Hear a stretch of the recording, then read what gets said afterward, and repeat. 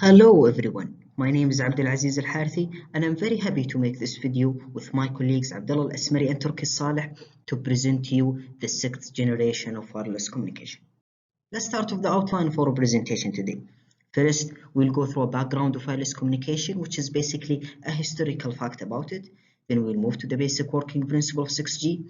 This will include the bandwidth, data rate, modulation schemes, and global coverage. Then we'll move to the applications of the 6G, challenges that facing 6G, and we will conclude with the references of our presentation. The history of wireless communication. Well, the idea begins in the 1980s, where the goal was how to connect two people together. Then we moved to the second generation, where the demand was how to increase the data in our communication rather than voice only. Then we moved to the third generation and fourth generation, where those two were the key of our wireless communication. The goal was how to connect the individuals, not to the individuals, but to the internet at any place and at any time.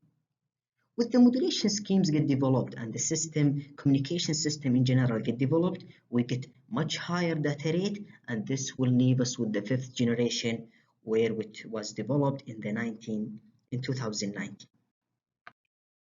But if we have such a powerful modulation like the fifth generation, why do we need 6G? What is 6G? Well, the fifth generation was not enough to support all the emerging technologies that are bumping up right now in our world. So the sixth generation was developed to support much higher bandwidth and support much higher data rate, like 1 terabits per second. This is huge. This will break all the limitations in many fields that facing us with the capability and the speed and the latency that the 6G has. 6G means advanced society. And as you can see in the figure now, 6G has much higher bandwidth compared to the previous generations. But how to achieve that? How to achieve such a high data rate? Well, the idea begins with such a modulation schemes. Of course, there are many modulation schemes, but we will focus on one of them, which is orthogonal time frequency space. The idea begins on if our channel is really 3D dimension, can we increase the dimension of our representation of the signal? Well, the answer is yes.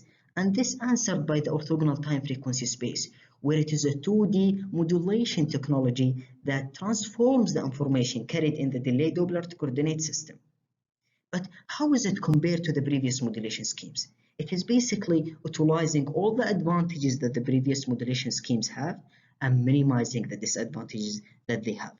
For example, in the time division multiple access, we have some difficulties in the equalization process. It was very complex. In the orthogonal time frequency, it is very simple. In the OFDMA, yes, it has solved the problem of equalization, but the problem, it was very sensitive to Doppler frequency and Doppler effect. How about code division multiple access? It kills the interference problem. But another problem occurred, which is the limitation that we have in the number of codes that we assign to the users. So orthogonal time frequency space is minimizing all these disadvantages and gives us such a powerful modulation schemes.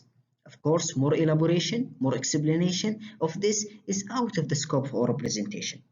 Now I will leave the floor for my colleagues Abdullah to continue with the rest. Thank you so much. So now let's proceed with the global coverage in 6G networks. 6G networks, we are using low Earth orbit satellites, and as we learned from chapter 1 that low Earth orbit satellites height is about 500 kilometers to 2000 kilometers. And the idea of using satellites is to provide a large number of transceivers so that we can cover remote areas.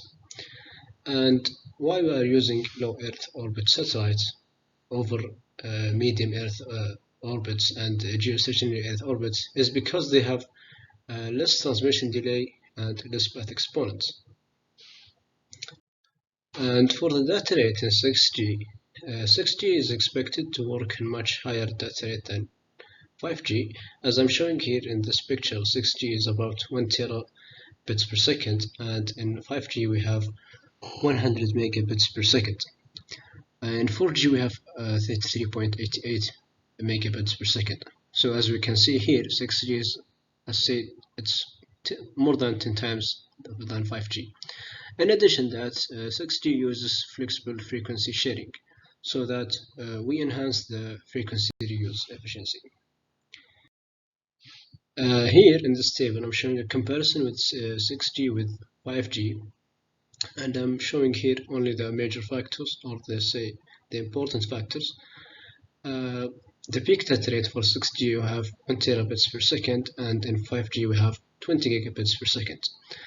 And as a user, you will face this data rate, the experience data rate, which is 1 gigabits per second for 6G and 0.1 gigabits per second.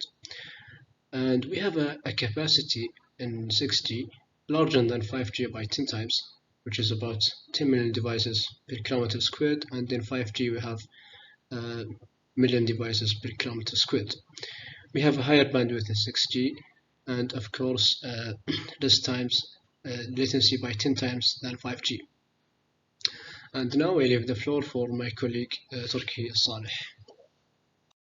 So with the extreme high data rate and low latency, 6G enables many applications.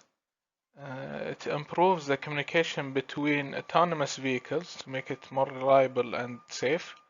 Also, with the high data rate, extended reality will be much more immersive. And finally, Internet of Things will be better because many devices can communicate with each other without any delays. Now, 6G isn't out there yet, but during development, many challenges will be faced. With the Internet of Things, billions of devices will be connected to each other. Therefore, it will create a huge traffic. With this huge traffic, it is very hard to achieve latency below 1 millisecond. Moreover, as my colleague Abdullah said, that 6G will utilize satellite communication for global coverage. But the problem is that now it will suffer from Doppler variation and Doppler shift. Also with the long distance, it will suffer from path loss and delay. Finally, 6G will suffer from energy loss. Why? Because with 6G's higher frequency, it is so sensitive to blockage that even air could affect it by something called molecular absorption. Molecular absorption loss occurs due to the conversion from terahertz signal energy to the internal energy of molecules in the air. Now, as you can see in this graph, it illustrates the path loss in dB versus the frequency in gigahertz. Now, the line in blue here demonstrates the molecular absorption loss at 10 meters.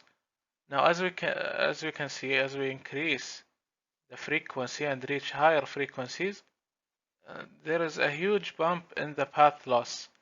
This is where the molecular absorption loss occurs. This is a huge problem in 6G, and it is one of the greatest challenges. This is the end of our presentation. Thank you all for listening.